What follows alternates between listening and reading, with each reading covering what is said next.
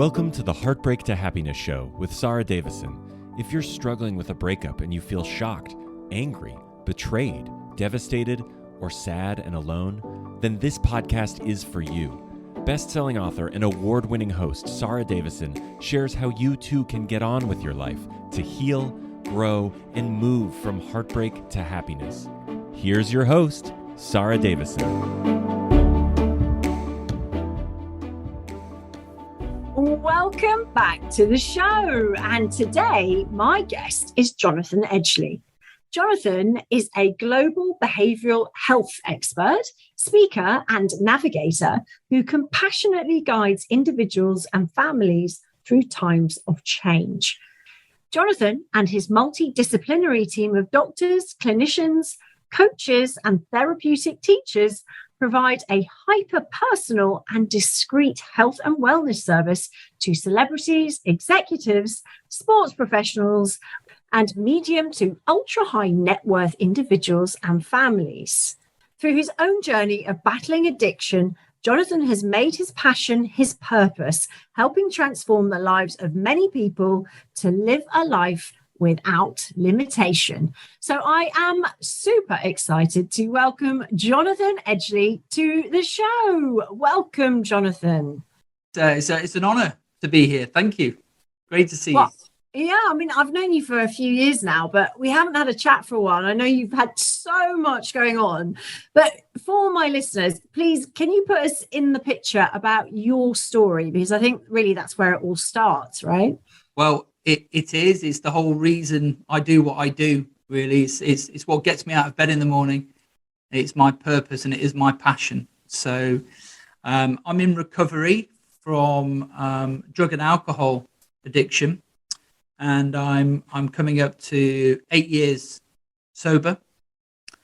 And it's been quite an interesting journey thus far, but it hasn't all been sweetness and light. I've had some really difficult times, particularly when I was drinking, and it all really started when I was probably about 13. I think when I had my first drink. I was trying to impress my then cousin's girlfriend, and it all went horribly wrong.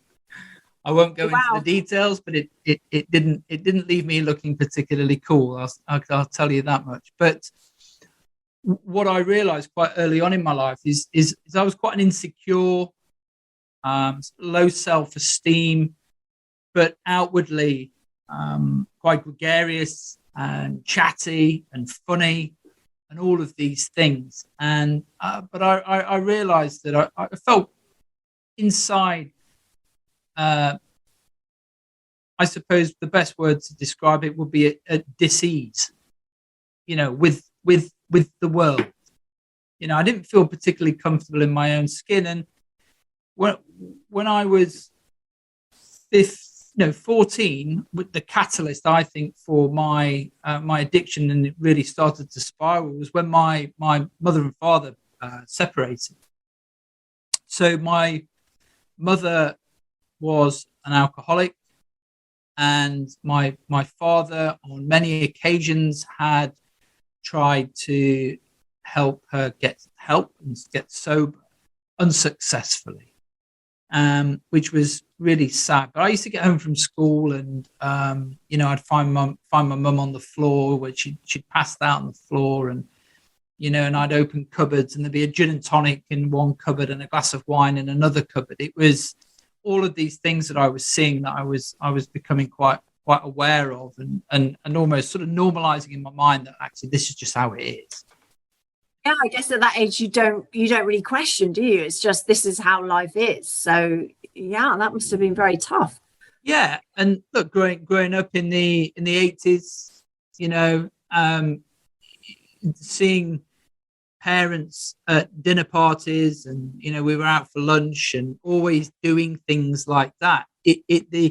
The culture was boozy, so it was just sort of like, well, this is just what people do. People drink and people smoke, but when my father left, that gave me free license really to drink more frequently, because I felt really resentful and really angry towards my father for leaving me as the eldest in the family with this responsibility of looking after my mother, because I felt that it was as now the man of the house, you know. So that was really difficult. But my life really spiraled when I got to secondary school, with all of this going on, and I started knocking around with kids from the other side of town, and it was like my whole world lit up at this point. It was so exciting, and they were smoking, and they were taking LSD and smoking weed and drinking and all of these things, and I thought, wow, this is fabulous, because it took away the feelings of insecurity and the feelings of pain and the feelings of anger, and just, you know, connected me. We're tribal, you know, and it connected me with my people at that time, and I thought that I'd found the Holy Grail. Wow. I mean, it's so interesting as we grow up that how much our environment impacts on us, isn't it? Because, you know, wanting to fit in, watching your mum, you know, that's all you knew. So that was learned. And then obviously the environment with those friends, you know, had you gone to maybe a different group of friends, you might have picked up maybe some different habits or behaviours. Quite possibly. I mean, I believe that we're genetically predisposed, Sara, to, you know, if we've got that in our family, that there is a likelihood that we may succumb to an addiction. And, you know, I certainly did. There is no two ways about that. And look, I mean, in the early days, it was great. I was having lots of fun.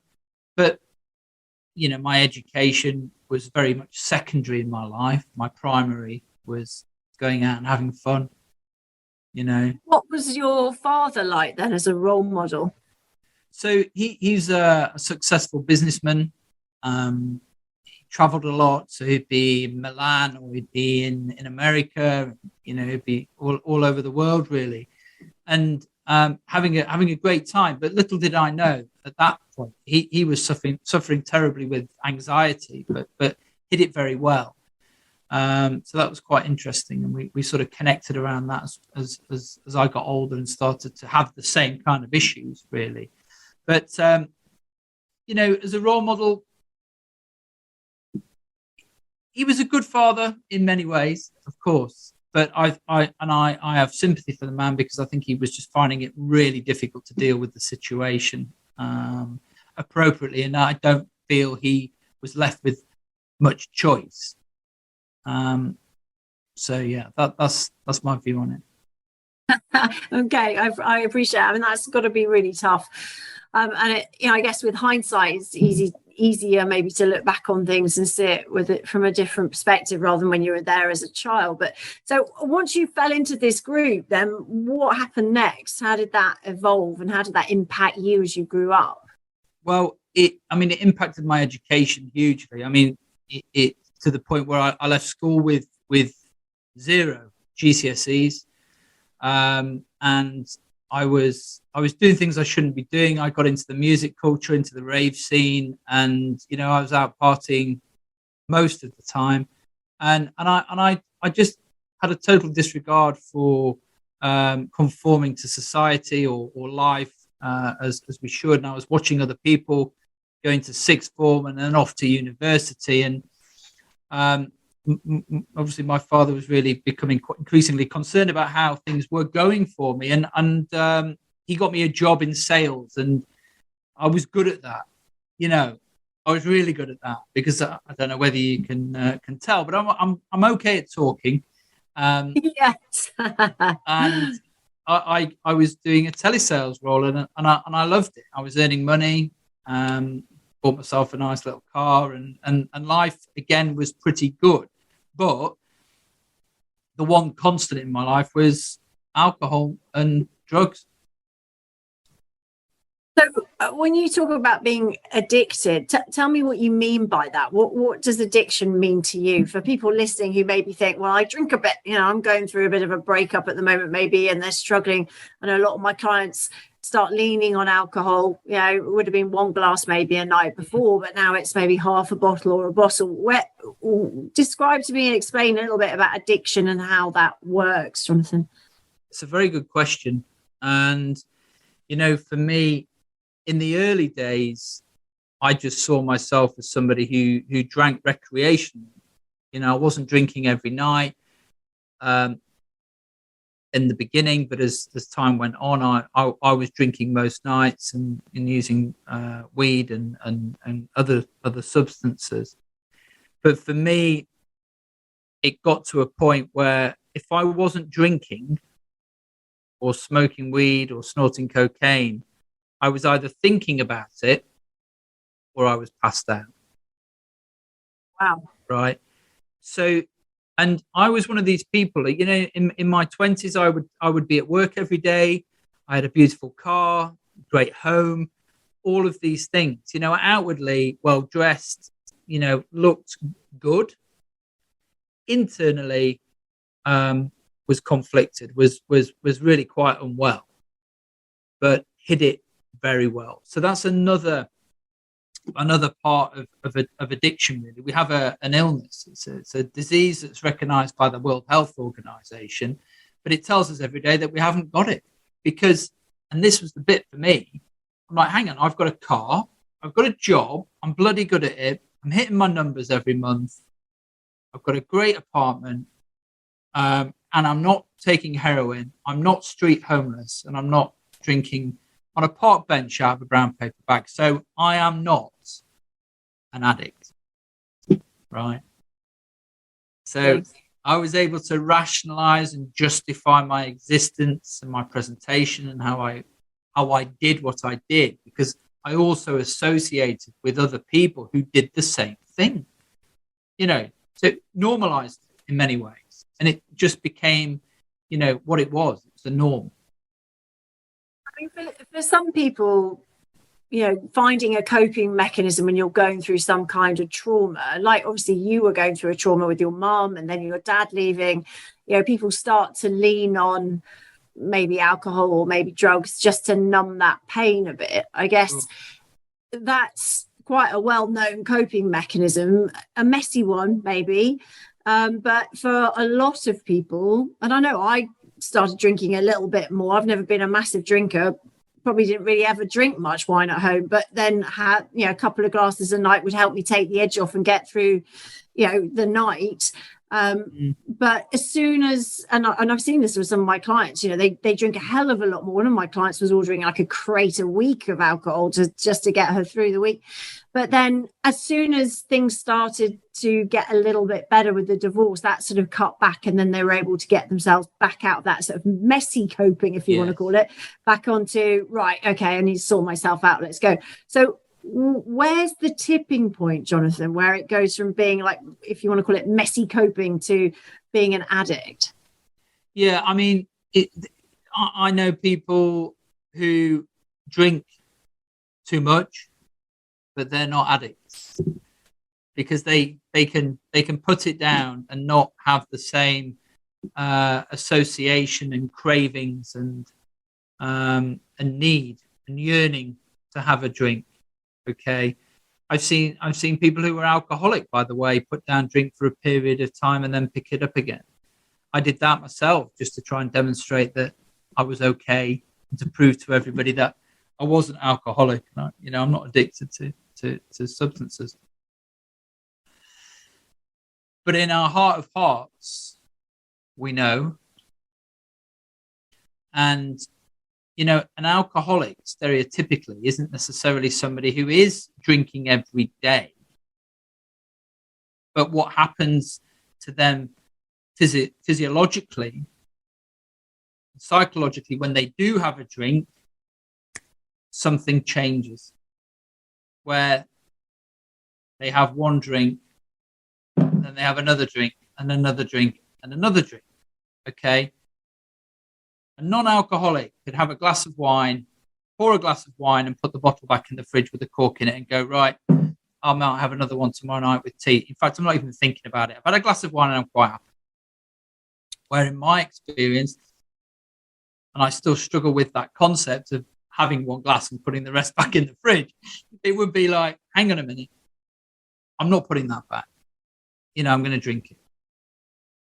Okay. And it's that obsessive compulsive process that happens internally when we take a drink or a drug or whatever it might be. And it goes the same as with gambling, and the same is with sex addiction, the same is with other things that we use to change how we feel, excessive exercising, for example, or shopping. Yeah, I'm prone to a bit of shopping myself. Thankfully not addicted to it though. But I mean, one of the things that I deal with a lot with my clients, but also is something that I think is a bit of a global pandemic nowadays, is mental health. And I struggle with the fact that obviously there is a lot of diagnosing, shall we say, of certain things like anxiety and stress disorders and all these things which now have labels.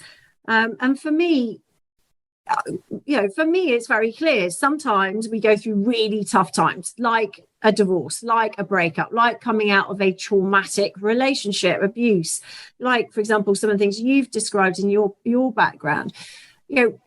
Life throws us these curveballs, and as human beings, we have a reaction to it, which is a perfectly natural, normal reaction of maybe stress, or even at school, someone's being bullied, or they don't really fit in. Or I've got a client whose daughter doesn't fit in very well with school. She's just very different to the other children, and she doesn't like going to school, but she's been labelled and diagnosed. When for me, that's a perfectly natural reaction to not fitting in or not being comfortable. And if she was completely okay with it, that might be a little bit strange. But anxiety is a reaction telling us, I'm not quite comfortable with this. And it's almost like your body's internal burglar alarm signaling, okay, there's a problem here. We need to look at it. Meaning that you are not the problem, the reaction is not the problem, but that is a symptom of something. So I guess mental health for me is sort of getting a little bit confused, and I don't know what your thoughts are around that. Yeah, I hear what you're saying, Sara, and look, we all have mental health as we all have physical health, and I always trying to liken it to if I get a stress fracture in my leg, right, I need time to recover and recuperate. I have to have physiotherapy, and I have to do certain things, follow certain exercises, get a certain amount of rest, and I have to change my routine somewhat at that point in time. And it's exactly the same with mental health. If something happens that the body has a stress reaction to a situation, we need to just step away, have some time, seek the right and appropriate help just to manage that situation and return back to full health. The problem is, for me, Google doesn't help, number one, and there are almost some trendy mental health diagnosis that people feel are acceptable, that allow them to operate in a certain way or get some space from whatever it is that's going on. And I think we have to be really, really, really careful with it. People self-diagnose, whether it be with bipolar or OCD or ADHD. I often hear people say, "Oh, yeah, I've got ADHD," and it's like, really?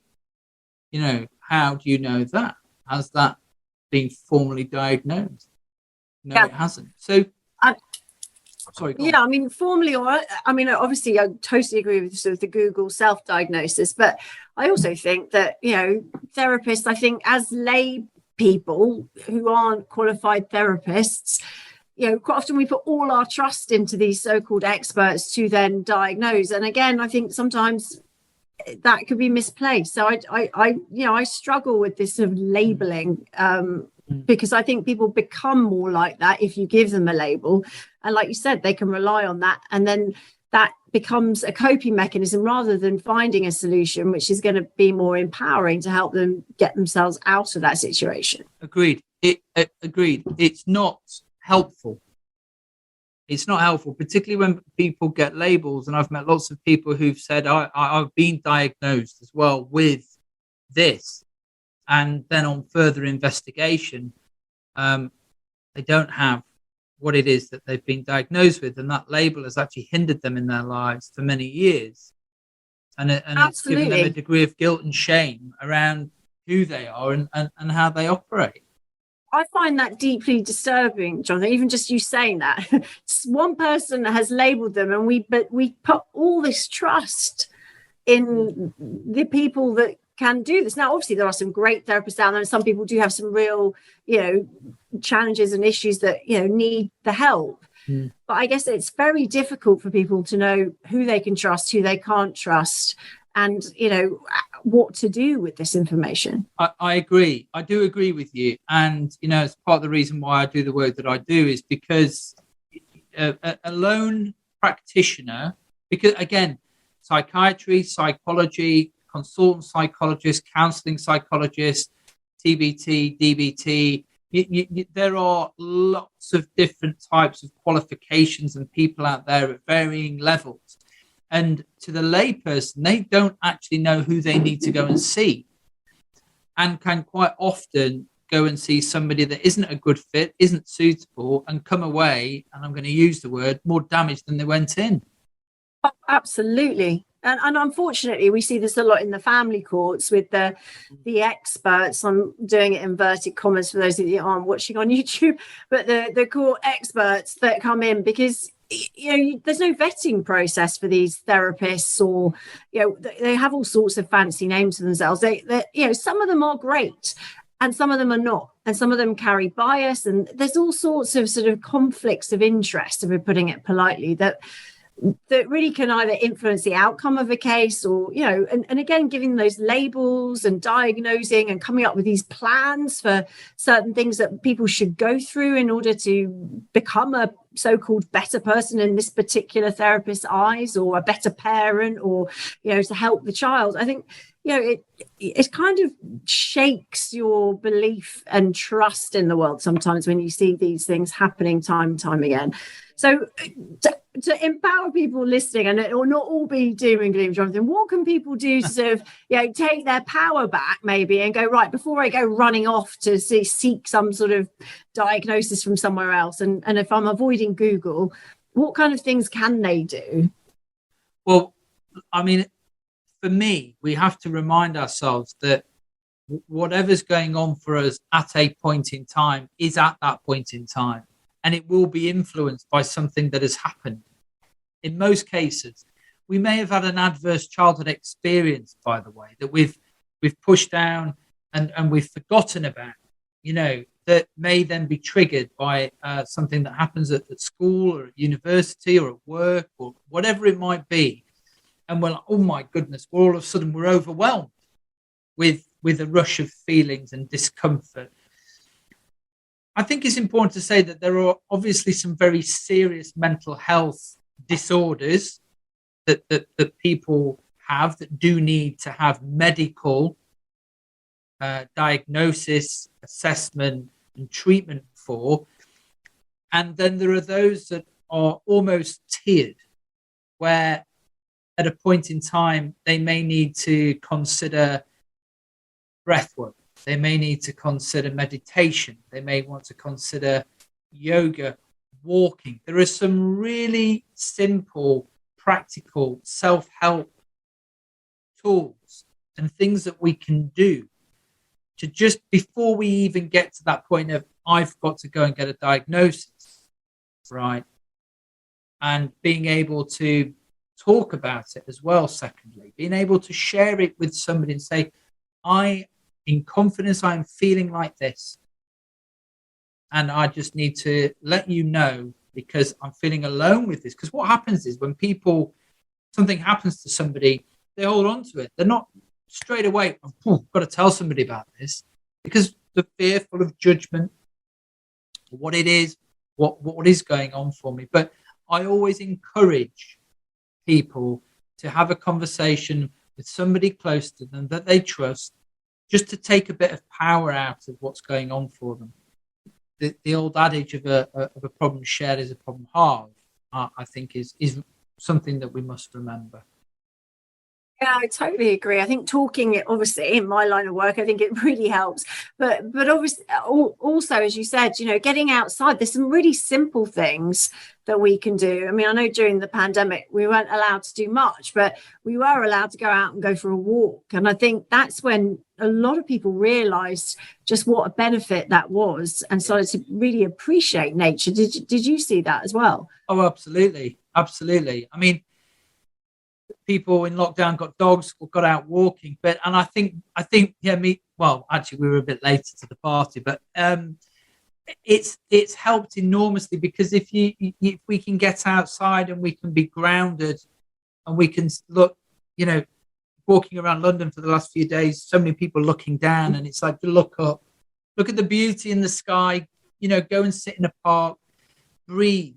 I mean, there are some brilliant techniques that you can learn for breathing that take about 30 seconds to do, that can have a really positive effect on the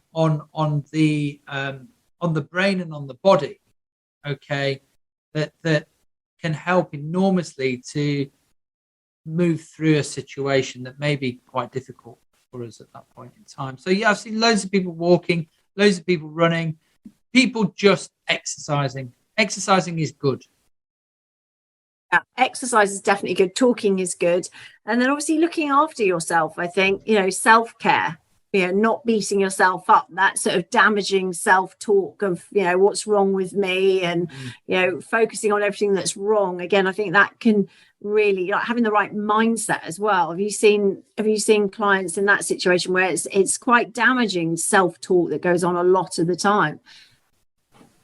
I see a lot of that, because again, people are fearful of being judged by what they're saying, and they can isolate themselves, and outwardly put a smile on and say, everything's fine, which is a classic. Everything's absolutely fine, nothing wrong here. But actually, they're going through a really difficult time internally. And just being able to, take the lid off that and shine a bit of light and have a conversation with somebody, I think just helps enormously. But the mindset piece, now, I think that is important. But I also say that, if people just got, right, I've got a really positive mindset, I'm just going to push through this, that's great, and that's all well and good. But sometimes if there is something a little bit more significant that needs some attention, by sort of that keep calm, carry on attitude, it can actually have a detrimental effect on health. Yeah, so facing up to those issues is key.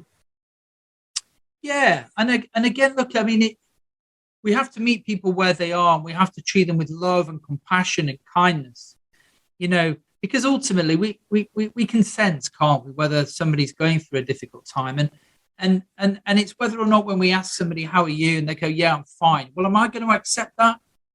Or am I going to say, okay, I know that you're going through quite a challenging time at the moment.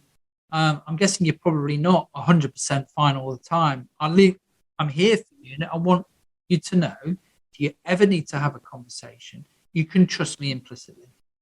What's said in the room stays in the room.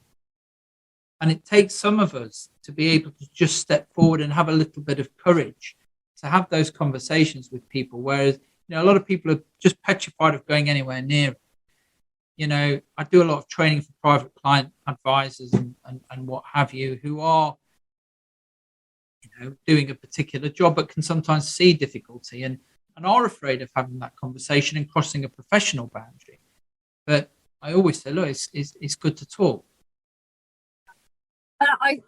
You're so right, and that actually, it sort of got goosebumps in for a moment, because it's true when someone, or I see this at school with my son's school. Recently, one of the fathers in the year group, he died, and it was so sad and so tragic.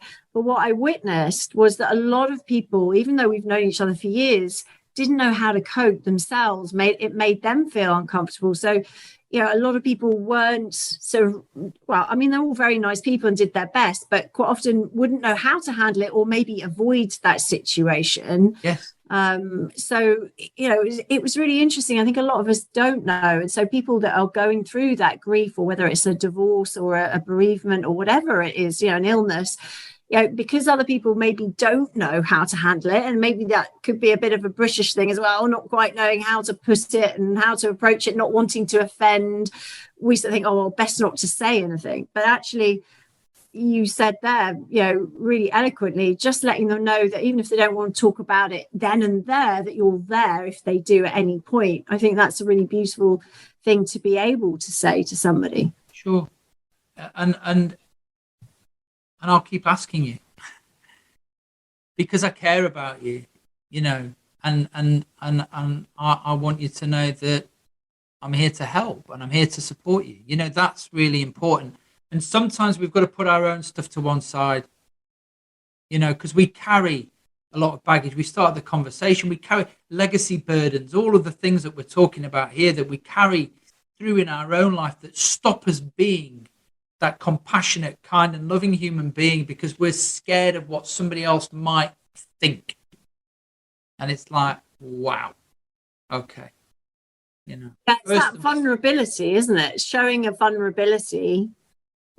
Well, yeah, I mean, look, I can say anything to anybody if it's coming from the right place. If it's coming from my heart, I can say anything to anybody because it's said with the right intention. It's said with good intention.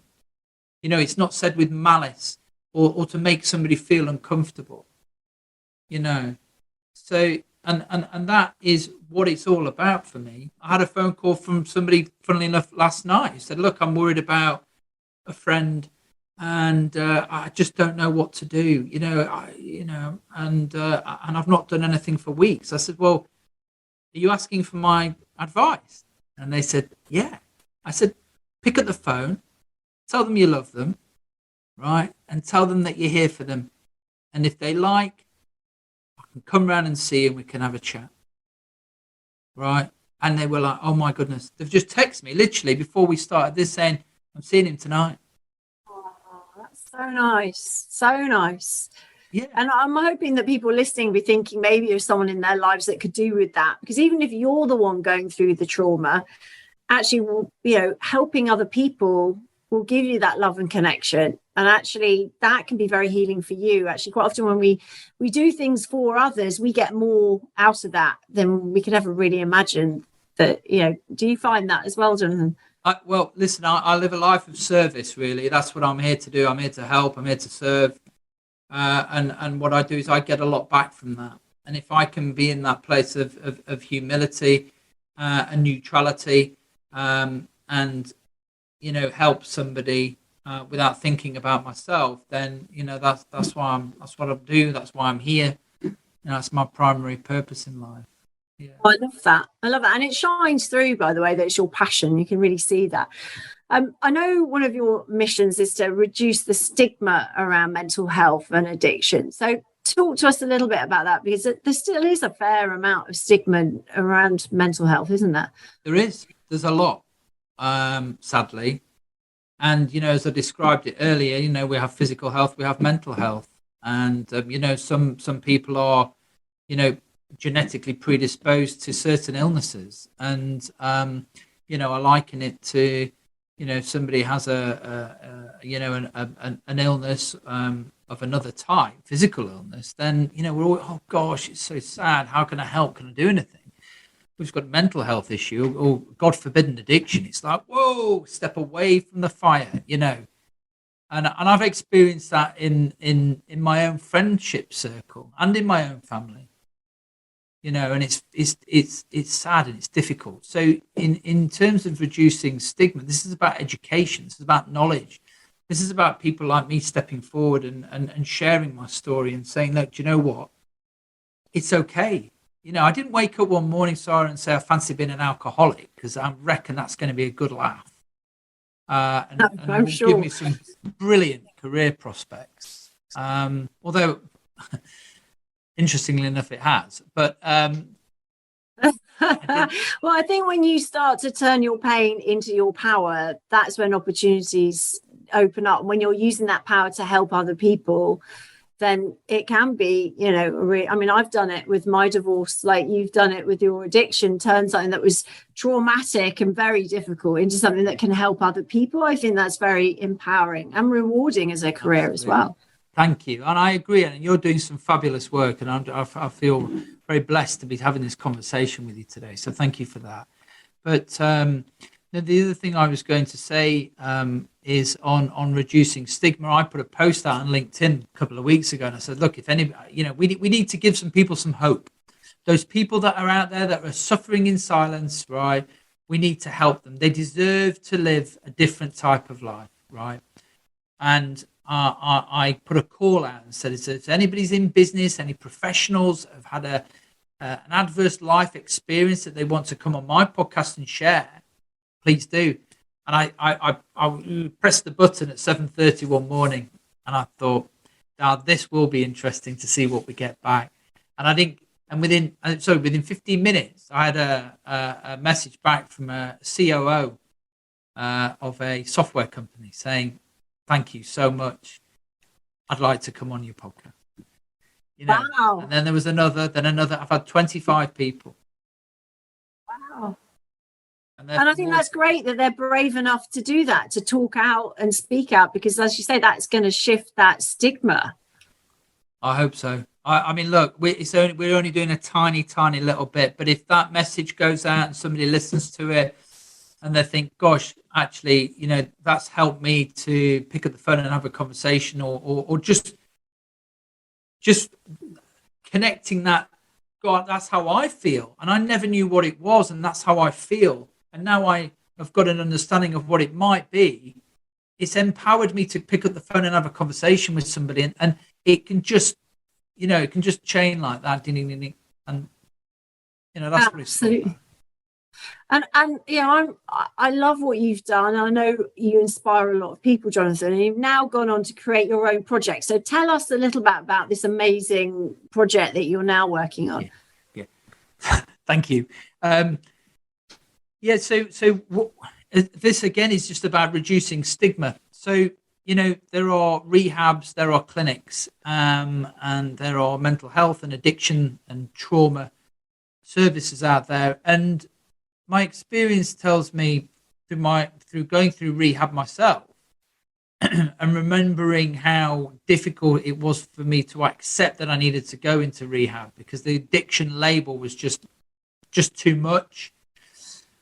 So what I've done is I've created a service that is a retreat, right? So retreat rather than rehab. I'm softening the language, and I'm talking about health and well-being. I'm talking about regeneration, rejuvenation, recalibration.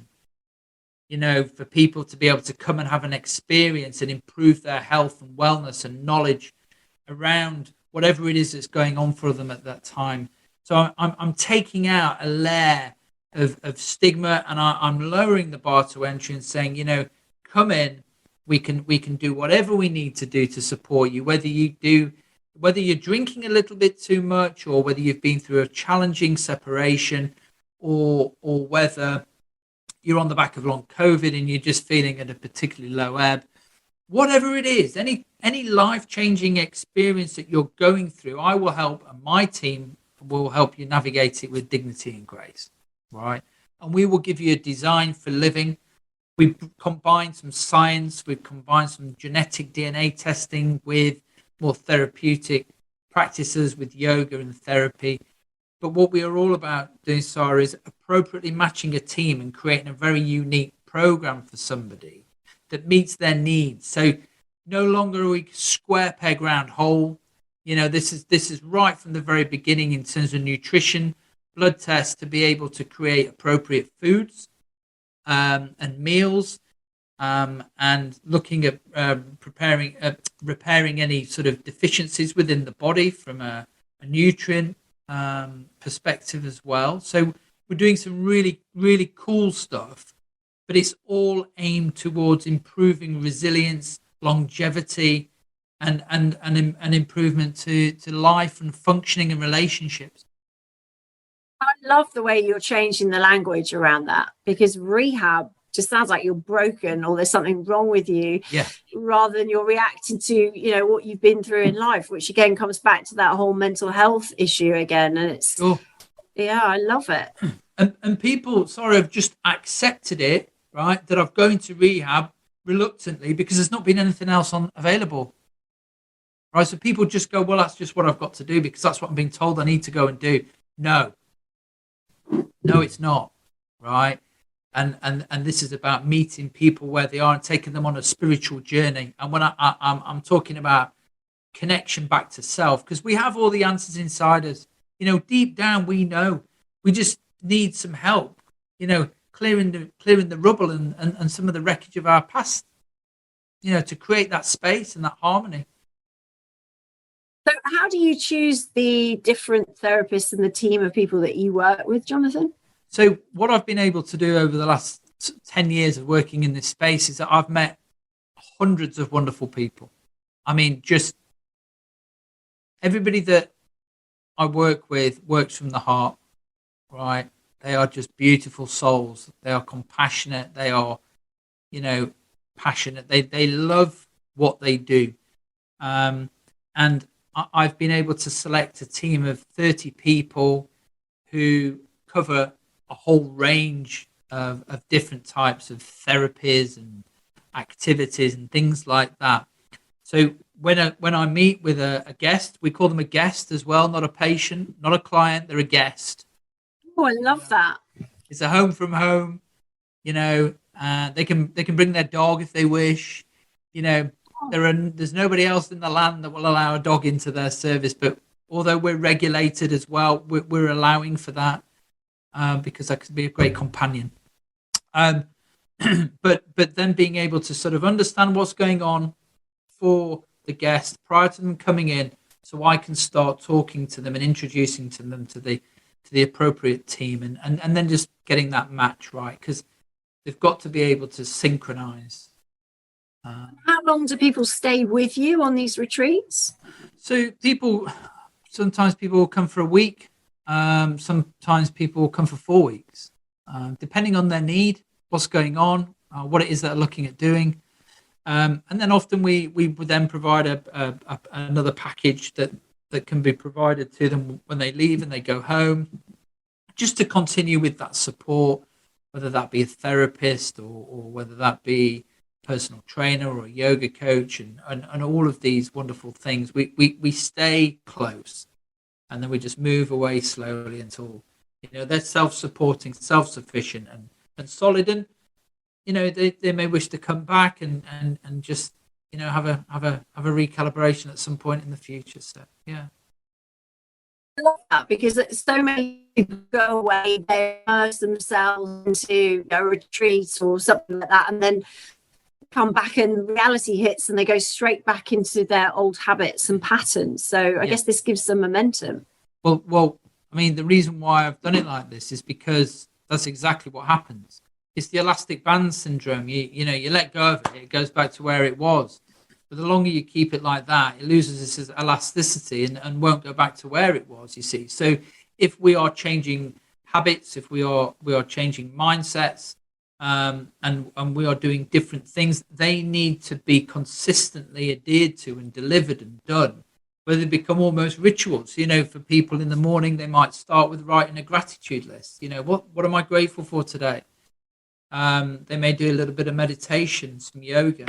They may have changed their diet now because they know some of the food types that don't suit them, you know, have actually contributed to poor mental health, for example. Or have led to them not sleeping particularly well, or feeling bloated, or difficulty with their bowels. You know, whatever it might be, it's about being able to find a solution that works for each guest. We're also working with women as well who are menopausal, who are needing some extra support because they may not like or not wish to go down the HRT route. And or may have already been prescribed antidepressants, for example. So I've got I've got a team of wonderful doctors and therapists who work with women pre-menopause, actually, to get their bodies ready, to get their minds ready, so they're able to then, move through that period of their time, period in their life, safely and efficiently and effectively. And is that done in a retreat, or can that be done outside of the retreat? Both. So I've got a team in London. I've got a team in Yorkshire, where we are, in the Peaks, and I've also got a team in Cape Town in South Africa. But they do a slightly different thing over there. But we can provide that in somebody's home on what we would call a sort of a community plan. That's easy to do. Or if somebody does want to come in and they do want some space and they want to have the whole sort of immersive experience, we can provide that. So we'll speak to them, we'll understand what it is, what's going on for them, what they need some help with, and we create a package of support for them. Oh, well, it all sounds absolutely fascinating, Jonathan, and like it's going to help so many people. So, good luck with that. Where can people find out more about you and what you're doing? Yeah, thank you. So, I'm on LinkedIn, I'm on Instagram, and it's Instagram's Montrose_retreats. Our website is montroseretreats.com. The full website is actually going to be launched on the 2nd of May, and but you can currently go onto our website, download a brochure, get an idea of what we're doing. The health concierge is montroseadvisory.co.uk, and that's where we can do some of the things that we've just been talking about. Wow, fascinating. Well, thank you so much. I've got one last question for you that I ask all my guests on my podcast. So, as you know, my podcast is called Heartbreak to Happiness, and I think it's really important to know what makes you happy so that you can tap into it along the way, even if you are going through a tough time. So, Jonathan, what is happiness for you? That is a brilliant question and a lovely way to finish. So happiness for me is sobriety. But happiness for me is connection and contentness, and seeing my wife and my children in a good place, no longer affected by my addictions. Oh, yeah. What a lovely answer. I'm happiest when I'm meditating as well. Absolutely. Well, I'm sure up in the Peak District, just going for a walk is like a big meditation session. So thank you so much, Jonathan. You've been a fascinating guest. I know you will have inspired a lot of my listeners today. So thank you so much for joining me. Thank you very much indeed. Thank you. That's it for today's episode. Be sure to head on over to www.montroseretreats.com to find out more about Jonathan and what he's up to. And I look forward to you joining me on my next episode.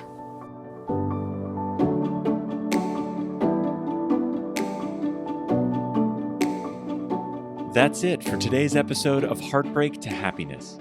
Don't forget to subscribe and leave a review to win a free ticket to Sara's virtual Heartbreak to Happiness retreat. This is a transformative combination of live webinars with Sara herself, coupled with her empowering online video program designed to help you cope better with your breakup and start feeling happy again. For more details, head on over to heartbreaktohappinesspodcast.com, where you can also get a copy of Sara's gift. Thank you, and join us again on the next episode for another dose of Heartbreak to Happiness.